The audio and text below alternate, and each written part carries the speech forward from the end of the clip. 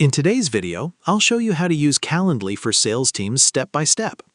First, sign into your account and go to your dashboard. Go to Team/Users and invite your sales team members. Each member connects their calendar and sets availability. Next, go to Event Types and create a sales meeting event, e.g. Discovery Call, Demo Call.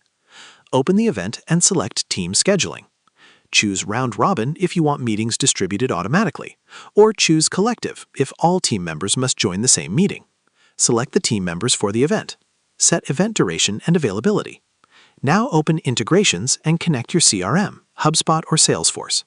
Map fields like name, email, and phone number. Enable notifications and reminders under Workflows. Add confirmation and follow-up emails if needed. Copy the booking link from the event type.